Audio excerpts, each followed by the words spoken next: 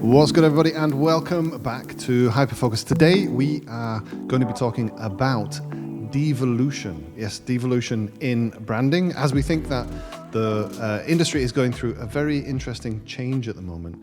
One brand in particular is Burberry, and you may have seen in the media there's been a lot going on around Burberry and the introduction of the new creative director and his idea about where the brand should go. So in this video, we're going to break that down, look at the history, look at the landscape of the industry at the moment, and give our opinions on what's going on at the moment. So without further ado, I think it would be only fair to hand it over to Mr. Jan Stein to introduce the topic of this video. Yeah, thanks, Paul. So what actually happened is that Burberry, they wiped off like all their content on their social media channels. Brave. And then returned with a like an all new logo, like a fully new campaign, and all under the influence of the new creative director, Daniel Lee. That's what happened.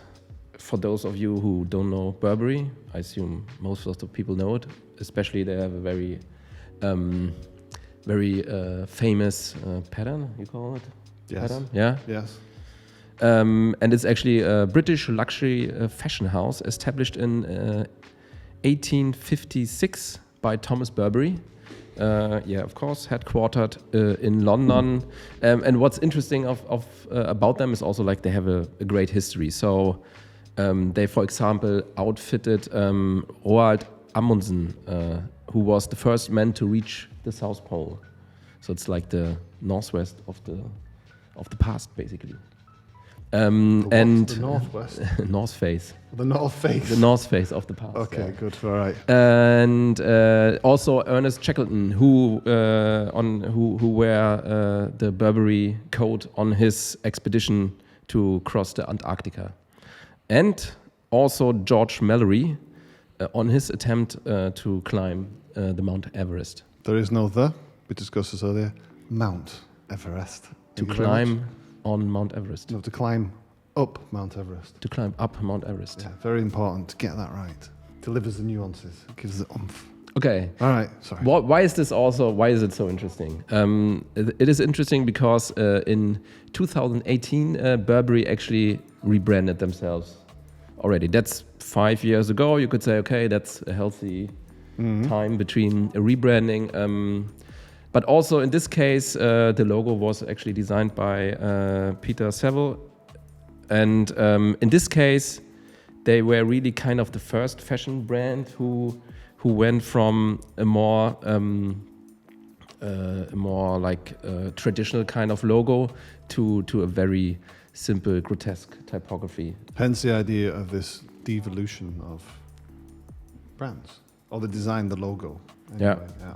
So where they were kind of the first one who did it in the fashion industry, and then as we can see here on the next chart, like a lot of other fashion brands followed and devolutionized their brands and get from very characteristic traditional logos and everyone basically just chose the nice grotesque font. And why did they do this, Jan? What was the reason for doing this? I mean, there's a trend in a lot of industries actually to do this. Digitalization is one of the main reasons. They all thought digital first. How does our logo work on a screen in a very small size? And the conclusion was for everyone, okay, it needs to be very clean and simple and good to read. I think that could be one of the main reasons why they did it. But the surprising thing as well, that as we start to move towards a world of Web3, this is also another topic, then we also start to see much more complex logos starting to come back into on vogue as logos are developed in 3D and they need to have a bit more of a kind of presence. You're starting to see this, and I think this is quite unexpected because I never thought that would be a thing. When this happened, I felt, yeah, okay, it makes sense. I mean, there's been a lot of controversy about everything just being super boring as well. I mean, but as you say, there is a reason for that. And I saw it, but now if when I look back at the old logos, I kind of hark back to one a little bit of that magic. They have more personality for sure. Yeah. And I think we also felt the same, like designing all these super simple logos. At sometimes then you think, okay, it looks like everything else, and there's no distinction between brands anymore. All right. So what happened? Daniel Lee, one of your Bradfordians.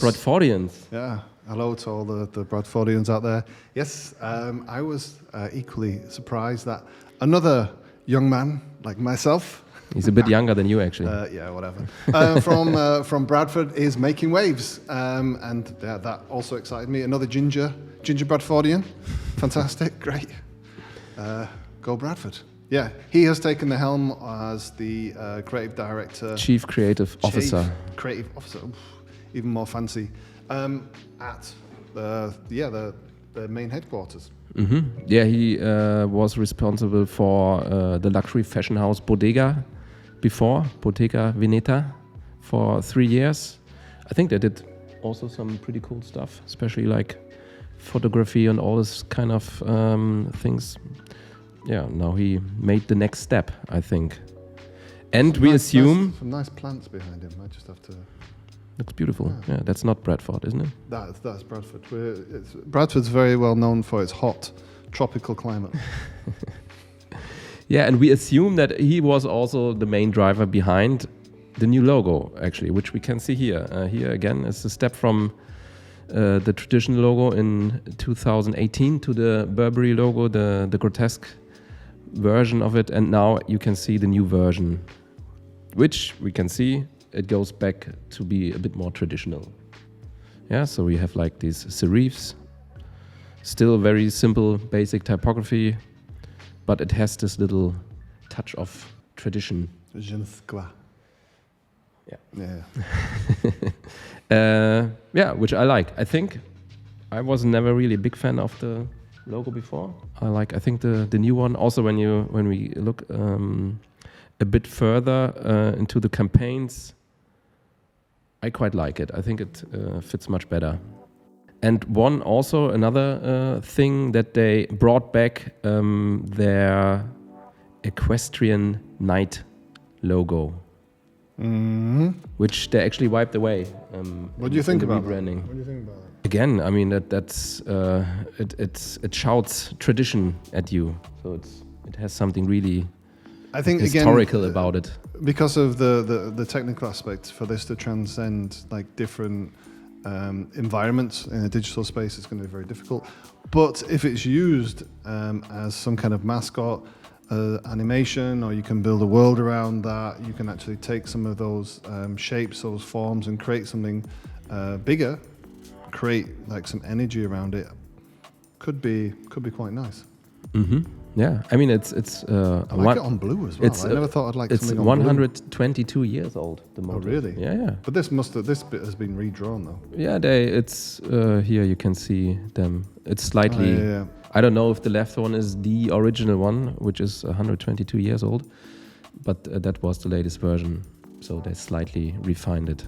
Okay. Yeah. And again here in the campaigns, that's everything what it's out there at the moment. But yeah, it's cool. And I think before it felt very generic, to be honest. Burberry. Yeah. And now it's... Well, Burberry is, I mean, for me, it's always had this very kind of lad culture. It's a bit chavvy, to be honest. I know it's pushed its luxury. It's because of the patterns as well. Mm-hmm. But here, you also see, I think Skepta is in the new campaign as well. And there's a lot of a bit more kind of avant-garde like artists who are really kind of pushing boundaries. So this kind of bold new face behind the campaigns is also, I think, quite interesting. And that's quite funny in a way, to go back historically and take something from the past, but then also look to the future as well by bringing in new faces who are making a scene, whether it's in art, music or fashion. So that marrying of two worlds, I think, is also quite bold and quite interesting. And very British, right? Yes, very British, very Bradfordian, I'd say. Generally, yeah, very British. It's definitely something that I'm proud of when I look back across the pond. Yes. Yeah, it's also something I read, that this is also like a trend coming from Corona, that, you know, before Corona everyone wants to be super international, and now it's getting back more to, you know, being localized and again champion your tradition. Mm-hmm. Actually, there's not many examples what we can show you about Burberry, but we will have an eye on this and see if there's coming like a systematic approach to this brand in the future. Yeah. But yeah, I mean, we found it very interesting because, as we said, we've seen this trend of debranding. There's this famous video from the Bloomberg brand expert Ben Schott about debranding, and here all the examples of the logos from the last couple of years, where very famous brands actually went from more complex, detailed, 3D-ish kind of logos to very simple, flat kind of logos. Yeah, and also if you have any brands that you think this could possibly be on the books, it might happen quite soon. The kind of the devolution, the DD branding. That's the question. Yeah. Is the DD branding becoming the thing now? Leave the comments in the comment section below, and let's get that conversation started. We're super interested to hear your thoughts on who's going to take up this look or this trend next. Yeah. What do you think? Who do I think is going to be the next? I think, what do you think in general? What's going to happen? I think all the big fashion houses will follow Burberry. Yeah. Yeah, and then after that, and the cars, everybody else. Yeah, the automotive.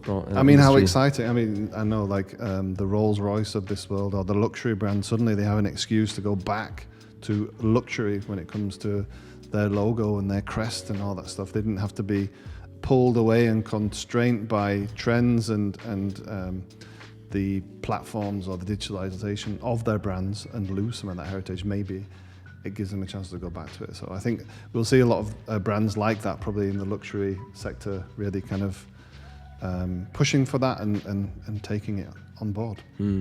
Yeah, it's interesting. It's also it's so difficult nowadays to not fall into a trend, right? And not just do what anyone else is doing.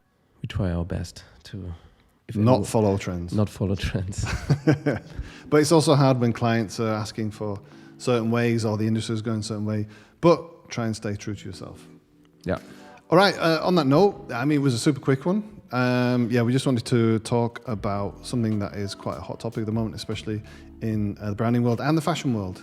And might have a bigger influence in the future on the industry. Yeah. We'll be back and we'll be talking more about this. And again, we'd love to hear your thoughts on it. But as always, if you got this far in the video, thank you so much for joining us on this journey and tuning in and watching the videos and listening to us waffle on about design and branding stuff. If you haven't already, don't forget to subscribe. It really helps us to continue to grow this channel and continue to make content like this. Like the video, share it with all the people that you know who love brand and design. We highly, highly appreciate it. And until the next one, we will see you. Take care and peace. Bye-bye.